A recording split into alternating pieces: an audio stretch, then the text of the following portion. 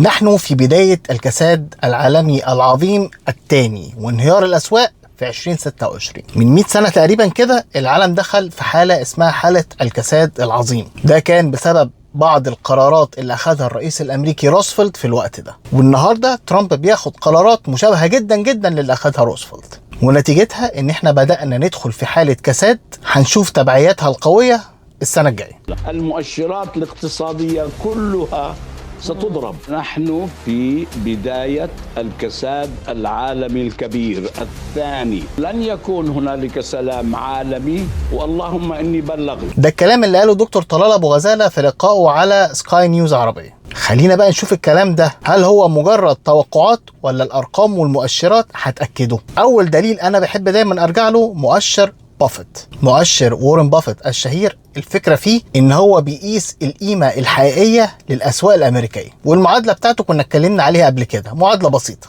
بيقسم قيمة السوق الأمريكي على الناتج المحلي الأمريكي علشان يعرف القيمة الحقيقية للشركات اللي موجودة في البورصة دي. ما هي الشركات دي اللي بتساهم في الناتج المحلي الإجمالي، فالمفروض ان قيمتها تكون مساوية لقيمة الناتج المحلي أو أكتر منه شوية. المؤشر النهاردة عند 217%. ده معناه ان سوق الاسهم الامريكي مقوم باكتر من قيمته الحقيقيه ب 217%. وعلشان تعرف ليه الرقم ده مخيف، هتلاقي في الجراف اللي قدامك ان كل ما المؤشر بيوصل ل 200% بتحصل حاله من الركود حسب الارقام التاريخيه القديمه. وده اللي دايما بيقول عليه دكتور وائل نحاس في فيديوهاته، ان العالم ده كله كده قاعد على طاوله قمار، لان هم بيلعبوا على ارقام غير حقيقيه اصلا، وبيبيعوا وبيشتروا في اسهم قيمتها اعلى بكتير من القيمه الحقيقيه. وفي اي وقت الكبار ممكن يشدوا الكوبس ويعملوا عمليه جني ارباح خرافيه تتسبب في ركود. الدليل الثاني معانا معدل الفائده الفيدرالي. لو بصيت على الجراف ده هتلاقي ان في نمط واضح. مع كل ارتفاع عالي للفايده في البنك الفيدرالي هتلاقي في وراه مساحه كده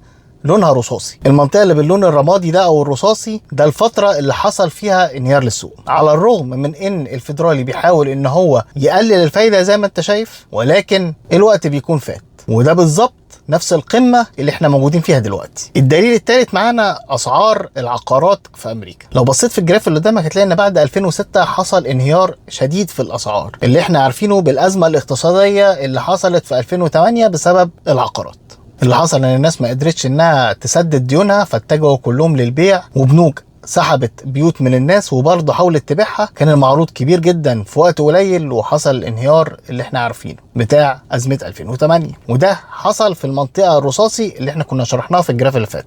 النهارده بقى احنا عند قمة تاريخية اعلى من 2006 بكتير، يعني بابل جديدة. الدليل الرابع والاخير معانا البيتكوين، وده محتاج تركيز حبتين كده. من تتبع ارتفاع وانهيار اسعار البيتكوين هتلاقي ان في نمط كده بيحصل كل 4 سنين. مع كل قمة عالية لازم يحصل انهيار في السعر، وبعدين يفضل يعلى السعر واحدة واحدة لمدة 3 سنين، وبعد كده يحصل انهيار تاني. واحنا في اخر ال3 سنين دي، في اخر النمط ده. يعني حط بقى كل المؤشرات دي كده مع بعض، ومع اخبار زي ان وارن بافيت ابتدى يبيع اسهم كتيره جدا وابتدى يحتفظ بالكاش زي ما اتكلمنا زمان، ومع البوست اللي شرحت لك فيه الخطه الامريكيه لاعاده تقييم اسعار الذهب علشان يزودوا قيمه الاحتياطي بتاعهم على الورق مع دعم عمله رقميه مستقره والتخلص من الدولار. دي الخطه اللي فضحها مستشار بوتين الاقتصادي. حط بقى كده كل الصور دي كده والجرافات دي كده مع بعض، هتعرف ان احنا في اخر مرحله من مراحل النظام المالي الحالي، وفي تغيير خرافي بيتم التجهيز ليه. وللاسف التغييرات الكبيره قوي اللي زي دي مع وجود منافسه زي الصين وروسيا لامريكا في الغالب مش بتكون سلميه، وفي الغالب بيبقى فيه تحدي كبير ممكن جدا يقلب لمواجهه عسكريه.